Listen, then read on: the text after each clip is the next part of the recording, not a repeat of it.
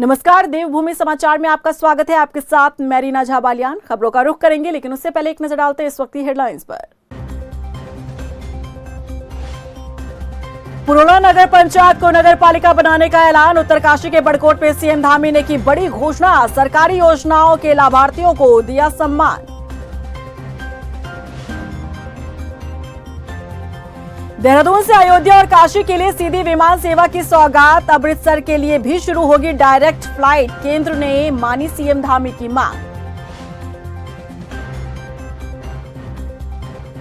लालकुआं से अमृतसर के लिए शुरू हुई नई ट्रेन। केंद्रीय रक्षा राज्य मंत्री अजय भट्ट ने दिखाई हरी झंडी। पीएम मोदी का जताया आभार। बीजेपी के बाद कांग्रेस खोल सकती है अपने पत्ते। बुधवार को स्क्रीनिंग कमेटी की बैठक में तय होंगे 5 सीटों के लिए उम्मीदवार। टिकट की चाहत में कई दावेदार। और चलिए खबरों की शुरुआत करते हैं सूबे के मुखिया पुष्कर सिंह धामी की खबरों के साथ। मुख्यमंत्री पुष्कर सिंह धामी मंगलवार को उत्तरकाशी के बड़कोट दौरे पर रहे और इस दौरान सीएम धामी ने रोड शो किया। इसके बाद सीएम धामी ने लाभार्थी योजना सम्मान समारोह में हिस्सा लिया। कार्यक्रम के दौरान ही सीएम धामी ने पुरोला नगर पंचायत को नगर पालिका बनाने की घोषणा की। लगता है कि अनुशासन की बात करने वाली पार्टी बीजेपी के विधायक अनुशासन में रहना भूल गए हैं। तभी तो कभी बीच चौराहे गुंडागर्दी करते नजर आ जाते हैं, तो कभी अधिकारी के दफ्तर में जाकर गाली गलौज करते नजर आते हैं। अब ताजा मामला सामने आया है सल्ट से बीजेपी विधायक महेश जीना का, जिन्होंने नगर आयुक्त के साथ बदतमीजी की, जिसका वीडियो वायरल हो गया है। देखिए रिपोर्ट। सोनी कौन है तुम्हारे ऑफिस में? सर गलत बात आप मैं जनप्रतिनिधि होने के बावजूद मेरे को बात को पता चला ये ठेकेदार है। क्यों लग रहा है? वो आदमी कैसे बोल रहा था मेरे से? तेरे से बात करने आया, जोशी से करने आया, थापा से। वो सोनी क्यों बैठ कर बैठा था? बीजेपी विधायक का चढ़ा पारा। विधायक महेश जीना ने नगर आयुक्त को गरिया डाला। बेटे को टेंडर दिलाओ, खूब कमाओ। जय हो विधायक जी की। वो बात तो कमिश्नर यहाँ मेरी बदतमीजी नहीं चलेगी बेटा। सुन ले मेरी बात। अरे मेरा बेटा ही मेरे यहाँ चोर आदमी को ऐसे बोलता मैं। तू आ बेटा, तेरा बाप का तेरा। देखिए बीजेपी विधायक की बदतमीजी। देखिए सल्ट विधायक महेश जीना का घमंड। देखिए पद की गरिमा का अहंकार। किस तरह से एक अधिकारी के साथ विधायक साहब पेश आ रहे हैं। सल्ट से बीजेपी के विधायक हैं महेश जीना। इन्हें जनप्रतिनिधि होने का इतना अहंकार है कि खुद के सामने नगर आयुक्त को कुछ नहीं समझते। मैं जनप्रतिनिधि होने के बावजूद मेरे को बात को पता चला ये ठेकेदार है। लिखो इस्तीफा। हाँ लिख रहे नहीं चलेगी। तुम्हारी बदतमीजी चलेगी। विधायक मिलने आ रहा, तू प्राइवेट सरकारी आदमी की जगह ठेकेदार से मिलवा रहा भाई के बारे में। मेरे ऑफिस में आप आए हो। तेरे ऑफिस में तो सोनी का करना है। बदतमीजी नहीं चलेगी। हाँ बदतमीजी नहीं चलेगी। तेरी चलेगी। तेरी चलेगी मतलब सोनी वाला पूरा दलाल रखी वैसा कौन है सोनी। विधायक जी का ये पारा हाई यूं ही नहीं हुआ। दरअसल विधायक महेश जीना को गुस्सा इसलिए आया क्योंकि विधायक के बेटे को टेंडर नहीं मिला। शेषधारा रोड पर ट्रेंचिंग ग्राउंड में पुराना कूड़ा निस्तारण को लेकर टेंडर निकाला गया था, लेकिन विधायक के बेटे को नहीं मिला। यानी कि अपनी जेब भरने का सपना जो संजोया था विधायक साहब ने, वो चूर चूर हो गया। तो बस इसी बात पर ये मामला इतना गरमाया और विधायक साहब लगे हंगामा करने। वो बात तो कमिश्नर यहाँ मेरी बदतमीजी नहीं चलेगी बेटा। सुन ले मेरी बात। अरे मेरा बेटा ही मेरे यहाँ चोर आदमी को ऐसे बोलता मैं। तू आ बेटा, तेरा बाप का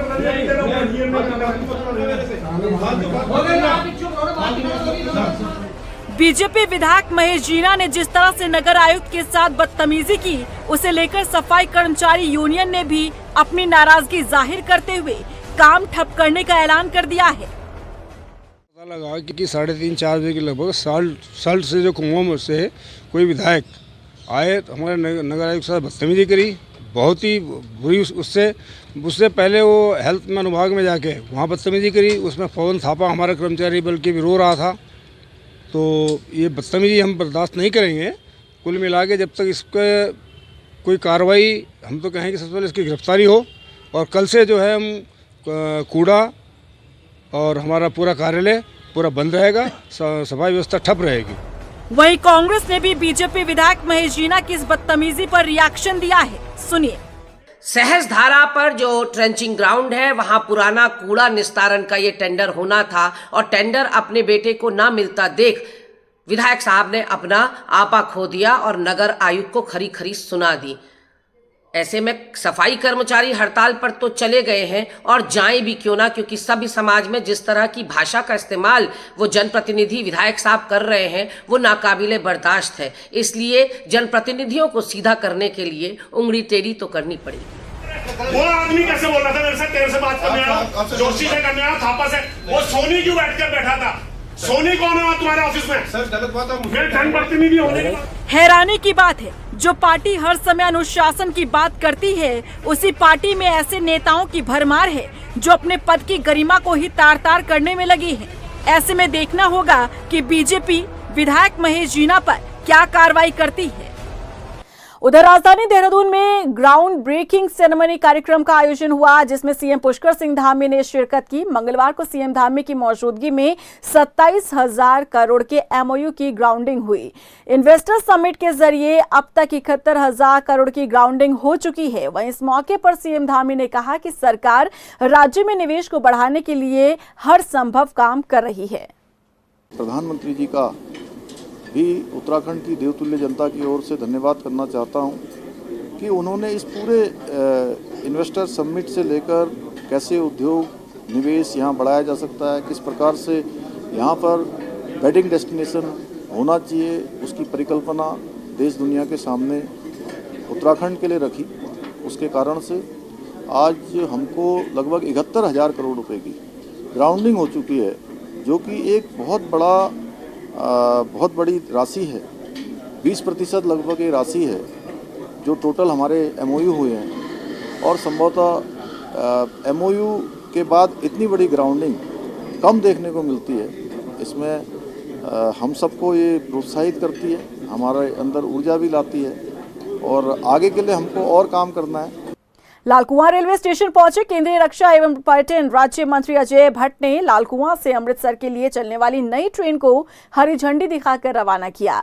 इस दौरान अजय भट्ट ने कहा कि लंबे समय से लोगों की अमृतसर के लिए ट्रेन की जो मांग थी उसे मोदी सरकार ने पूरा किया। उन्होंने कहा कि आगे भी बीजेपी सरकार जनता के हित में काम करेगी। बरेली से आगे को बढ़ा हूँ, उत्तराखंड की सीमा में जब से आया हूँ 10 किलोमीटर अंदर तक लोग आगे थे। इतना उत्साह जगह जगह है कि मैं जो ट्रेन का अभी आज शुभारंभ करना था उसके लिए भी लेट हो रहा हूँ। तो इसमें जनता की जो आवाज है, जो जनता कह रही है अब की बार 400 पार, मुझे उत्साह देके लग रहा है कि जनता की आवाज सच होने जा रही है। उत्तराखंड की 5 लोकसभा सीट पर कांग्रेस जल्द ही अपने उम्मीदवारों की घोषणा कर सकती है। स्क्रीनिंग कमेटी की बैठक में उम्मीदवारों के नाम तय किए जाएंगे। आखिर कौन से वो नाम हैं जिन्हें चुनावी मैदान में उतारने की ज्यादा संभावना नजर आ रही है, देखिए इस रिपोर्ट में। उत्तराखंड की 5 लोकसभा सीट पर कांग्रेस जल्द कर सकती है उम्मीदवारों का ऐलान। जिताओ कैंडिडेट पर कांग्रेस की नजर, आखिर किसकी खुलेगी किस्मत। उत्तराखंड की 5 लोकसभा सीट में से 3 सीटों पर जहां बीजेपी पहले ही अपने उम्मीदवारों का ऐलान कर चुकी है, तो वहीं अब कांग्रेस भी अपने पत्ते खोलने को तैयार दिख रही है। कांग्रेस की स्क्रीनिंग कमेटी उम्मीदवारों का नाम तय करने के बाद इसकी घोषणा कर सकती है। ऐसे में जहां कांग्रेस नेताओं के दिल की धड़कनें बढ़ने लगी हैं, तो वहीं सियासी गलियारों में कुछ कांग्रेस नेताओं के नाम भी उम्मीदवारों के तौर पर घूमने लगे हैं। वहीं कांग्रेस हाईकमान के पास 40 दावेदारों के नाम गए, जिनमें से 16 नाम बचे हैं। इनमें से पार्टी हाईकमान को उम्मीदवार तय करना होगा। कुछ तो शॉर्ट लिस्ट किया है, 40 को हम लोग लगभग 15-16 पे हम ले आए हैं और 6 तारीख के आसपास मेरे को लगता है कि 6 तारीख को दोबारा बैठक है और तब तक हमारी सर्वे इत्यादि भी जो भी रिपोर्ट्स आनी होंगी हाईकमान के पास वो आ चुकी होंगी।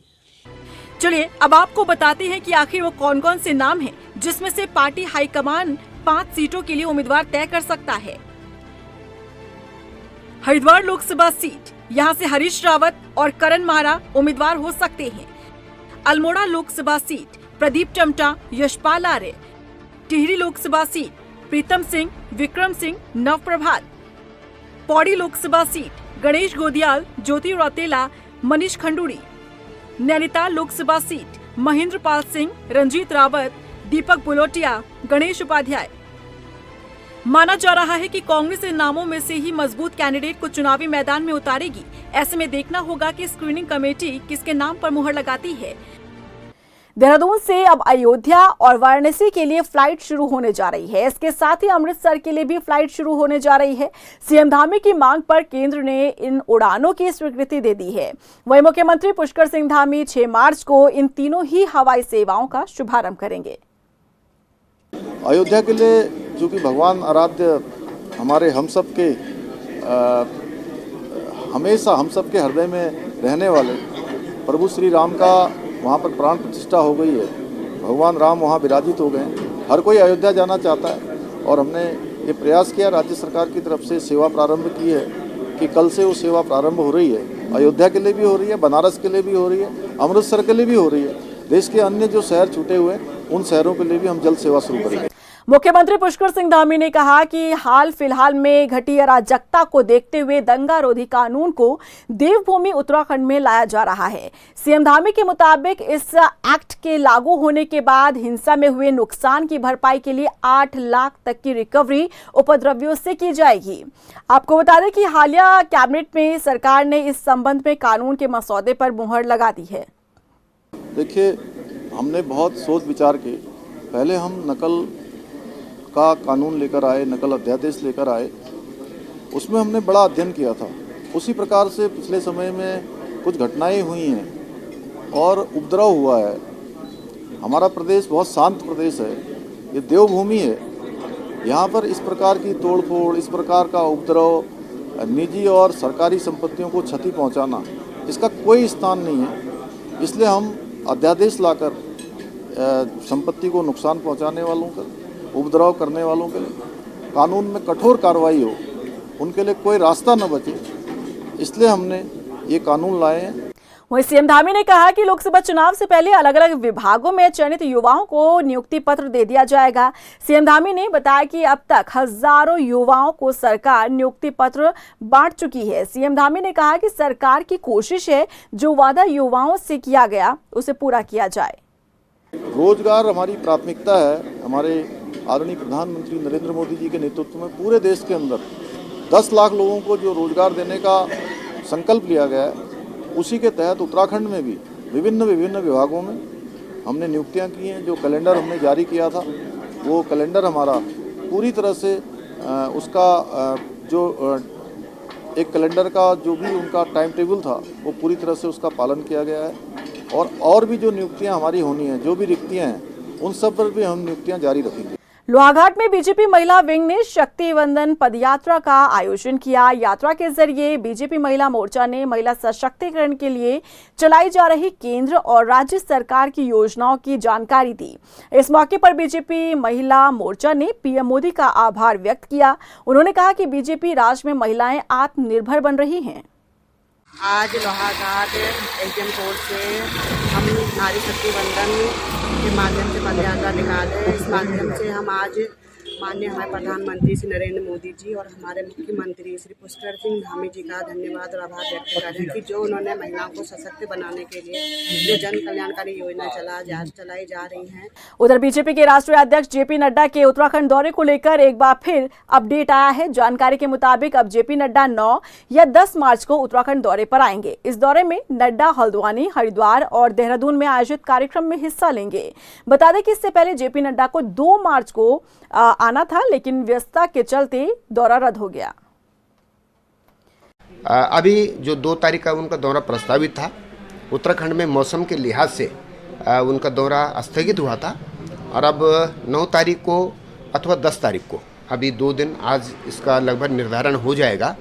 हमने आग्रह किया है कि 10 तारीख को राष्ट्रीय अध्यक्ष जी का कार्यक्रम हमको मिल जाए, तो ये संभावना है कि 9 तारीख या 10 तारीख में से एक दिन उनका काफ़ी बिजी शेड्यूल रहेगा। कुमाऊं की 2 लोकसभाओं को वो कवर करेंगे, गढ़वाल की 3 लोकसभाओं को कवर करेंगे और इसी के साथ में प्रबुद्ध वर्ग का सम्मेलन भी वो देहरादून में करेंगे। बात अब स्वास्थ्य सेवाओं की कर लेते हैं। बता दें कि राजधानी देहरादून में मौजूद राज्य का सबसे बड़ा अस्पताल दून मेडिकल कॉलेज में उपकरणों और मशीनों की खरीद में गड़बड़ी का मामला सामने आया है, जिस पर बीजेपी विधायक खजान दास ने संज्ञान लिया। बीजेपी विधायक ने हल्द्वानी अस्पताल में खरीदे गए उसकी उपकरण के बिल दिखाए हैं। हालांकि अब इस मामले पर सीएमओ अनुराग अग्रवाल ने कहा कि अभी तक उपकरणों को खरीदा नहीं गया है। वहीं उन्होंने अस्पतालों में मरीजों से हो रहे दुर्व्यवहार पर कहा कि हम इस बात पर जोर दे रहे हैं कि मरीजों के साथ अच्छा व्यवहार किया जाए और बेहतर स्वास्थ्य सेवाएं मुहैया कराई जाए। और ये जो आप मामला बता रहे हैं, एक्चुअली इसमें ये काम आगे नहीं बढ़ा है, क्योंकि आप जानिए कोई भी प्रोक्योरमेंट जब भी होता है तो हमेशा वो एक दूसरे मेडिकल कॉलेज के रेट के अकॉर्डिंग ही होता है। उसमें युक्तायुक्ति नाम की एक हमेशा प्रक्रिया रहती है जिसमें वो उस रेट के अकॉर्डिंग ही आ पाएगा। तो उसको बीच में ही रोक दिया गया था। जब उनका ज़्यादा कोटेशन आया था तो वो आगे नहीं बढ़ा है मामला बिल्कुल भी। उधर उत्तरकाशी के शिवालय में महाशिवरात्रि की तैयारी चल रही है। श्रद्धालु गंगा यमुना के उद्गम स्थल पर मौजूद भगवान शंकर के मंदिर काशी विश्वनाथ में जलाभिषेक के लिए आ रहे हैं। मंदिर के पुजारी के मुताबिक इस मंदिर का उल्लेख स्कंद पुराण में भी है। उन्होंने बताया कि कलयुग की शुरुआत में भगवान शंकर वाराणसी छोड़कर अस्सी और वरुणा के संगम स्थल उत्तरकाशी में विराजमान होंगे। ये काशी की नगरी है, यानी काशी विश्वनाथ जी की नगरी है और इन्हीं के नाम से ये पूरा उत्तराखंड में जो है ये काशी विश्वनाथ जी है। तो इस पर काशी विश्वनाथ जी के विशेष कार्यक्रम जो होता है यहाँ पर महाशिवरात्रि, वैसे तो हर 12 महीने कार्यक्रम होते हैं, लेकिन महाशिवरात्रि की किस्म की एक बारात होती है, उसमें विशेष करके इसकी झांकी निकाली जाती है और पूरे नगर में भ्रमण होती है। और हर साल विशेष एक से एक बढ़कर विशेष कार्यक्रम किए जाते हैं।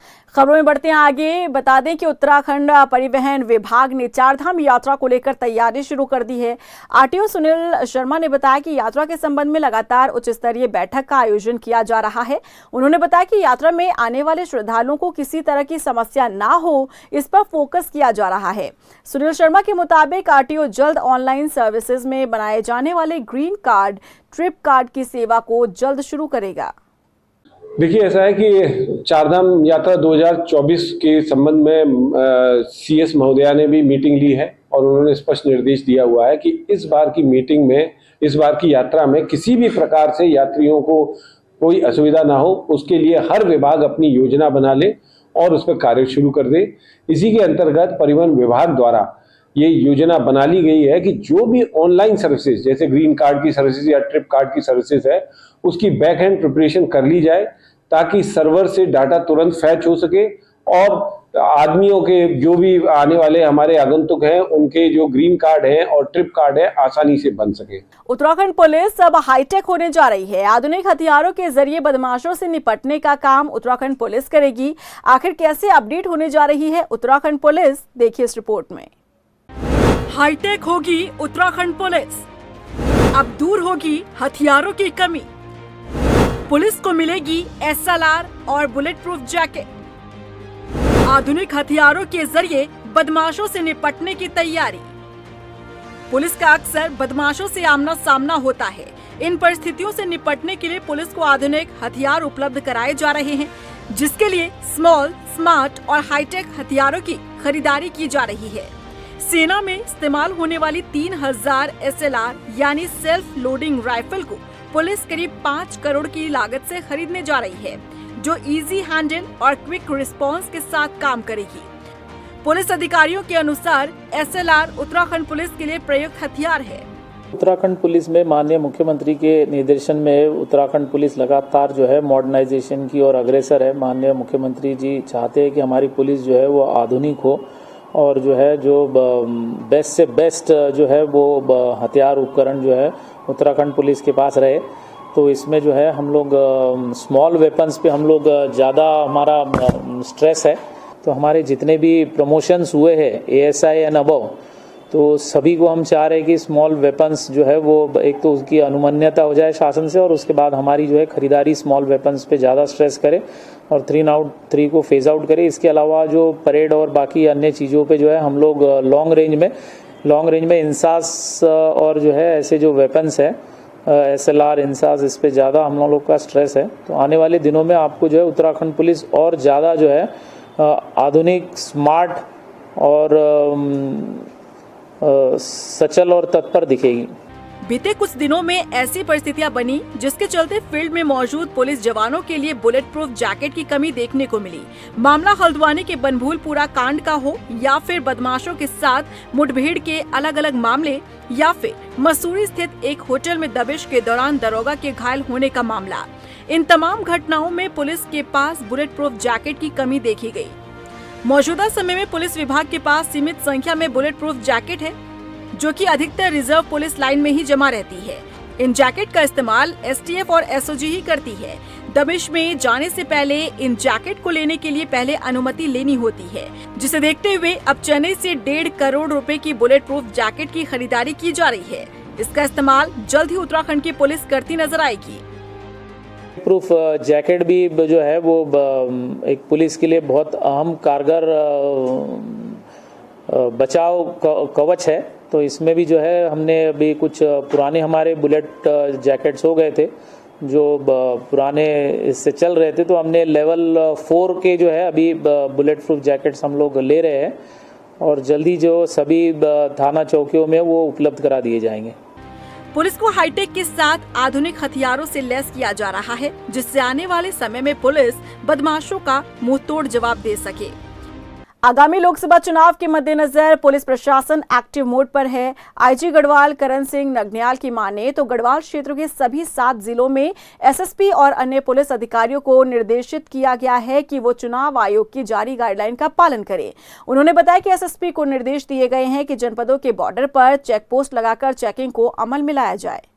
लोकसभा चुनाव के मद्देनजर अभी माननीय चुनाव आयोग के द्वारा जो दिशा निर्देश दिए गए, इसमें जो स्पष्ट गाइडलाइन है उसके आधार पर एक तो हम लोगों ने बॉर्डर में बैठकें की है, मेरे स्तर से भी किया गया है, शिमला, सिरमौर, मुजफ्फरनगर, सहारनपुर और बिजनौर के पुलिस ऑफिसर्स के साथ, तो आपस में एक अंडरस्टैंडिंग को बेहतर बनाने के लिए कि आपस में सामंजस्य हो और इस तरह से जो अनधिकृत रूप से शराब है उसका परिवहन होता है, शस्त्रों का जो इलीगल अस्त्र शस्त्र है या कैश की नकदी का देखा होगा आप लोग परिवहन होता है इस समय में, उनको रोकथाम करने के लिए किस तरह से प्रभावी कदम उठाया जाए, इसके मद्देनजर बैठकें हुई है और इसी को हमने अपने अपराध गोष्ठी में भी अपने एसएसपी को स्पष्ट निर्देश दिए। वहीं बिंदु खत्ता संघर्ष समिति ने हल्द्वानी की बागशिला में हुई अतिक्रमण की कार्रवाई का विरोध किया है। समिति के सदस्यों ने सरकार पर जमकर निशाना साधते हुए क्षेत्रीय विधायक पर दोहरी राजनीति करने का आरोप लगाया।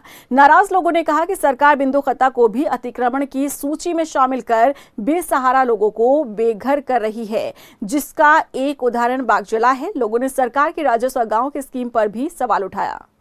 जिस प्रकार बिंदु खत्ता है इसी प्रकार बागजाला भी है। ये भी हमारे पहाड़ के वसाहत है, पहाड़ के लोग हैं, गरीब लोग हैं, वहाँ पर रहने का आचार्य नहीं था, इसलिए यहाँ पर बसे हुए हैं। ये आज़ादी से पहले के बसे हुए हैं, ये कोई आज नए बसे हुए नहीं हैं। और इसमें भी अधिकतर 500 से अधिक परिवार तो इसमें 80-80 के ही हैं, इस वर्ग के लोग हैं। इसमें सभी लोग मिले जुले हैं। तो इसलिए मैं यही कहना चाहूँगा इसमें कि सरकार को इनको भूमिदरी देनी चाहिए। और ये जो तोड़फोड़ की राजनीति कर रहे हैं ये लोग, बुलडोजर चलाने का जो अपने आप को मशहूर कर रहे हैं देश के अंदर, इससे इनको निजात पाना चाहिए और लोगों को यहाँ पर मालिकाना हक देना चाहिए। ये उजाड़ने का काम बंद करना चाहिए। लोहाघाट में एबीवीपी के कार्यकर्ता ने पश्चिम बंगाल के टीएमसी नेताओं के खिलाफ प्रदर्शन किया। नाराज कार्यकर्ताओं ने महिलाओं और छात्राओं के साथ हुए अत्याचार के खिलाफ विपक्ष को घेरा। एबीवीपी के कार्यकर्ताओं ने आरोप लगाया कि बीजेपी अशासित राज्यों में महिलाओं का उत्पीड़न हो रहा है। आज पूरे देश भर में विद्यार्थी परिषद एक बड़ा आंदोलन कर रही है, जिसमें हमारे शोभन सिंह कैंपस अल्मोड़ा में जितने भी कॉलेज हैं, नैनीताल, कुमाऊं यूनिवर्सिटी के जितने भी कॉलेज हैं, सभी जगह हम लोग एक बड़ा आंदोलन कर रहे हैं। उसमें अनेक इकाइयाँ, जैसे अभी चंपावत जिले की मैं बात करूँ, जिसमें हम लोग लोहाघाट जो जिले का सबसे बड़ा महाविद्यालय है, चंपावत इकाई, देवपुरा इकाई और टनकपुर इकाई, सभी जगह बड़े स्थानों में, जैसे कि आपने देखा इससे अभी 300 से 400 की संख्या में हम लोगों ने यहाँ ममता सरकार का जो पुतला दहन का कार्यक्रम किया, उसमें हमारे समस्त छात्र छात्राएं, कॉलेज के छात्र संघ के पदाधिकारी, विद्यार्थी परिषद के सभी डायनामाइट कार्यकर्ता उपस्थित रहे। और इसी के साथ फिलहाल इस बुलेटिन में बस इतना ही, लेकिन चलते चलते एक नजर डालते हैं इस वक्त की हेडलाइंस पर। पुरोला नगर पंचायत को नगर पालिका बनाने का ऐलान। उत्तरकाशी के बड़कोट में सीएम धामी ने की बड़ी घोषणा। सरकारी योजनाओं के लाभार्थियों को दिया सम्मान। देहरादून से अयोध्या और काशी के लिए सीधी विमान सेवा की सौगात। अमृतसर के लिए भी शुरू होगी डायरेक्ट फ्लाइट। केंद्र ने मानी सीएम धामी की मांग। लालकुआं से अमृतसर के लिए शुरू हुई नई ट्रेन। केंद्रीय रक्षा राज्य मंत्री अजय भट्ट ने दिखाई हरी झंडी। पीएम मोदी का जताया आभार। बीजेपी के बाद कांग्रेस खोल सकती है अपने पत्ते। बुधवार को स्क्रीनिंग कमेटी की बैठक में तय होंगे 5 सीटों के लिए उम्मीदवार। टिकट की चाहत में कई दावेदार।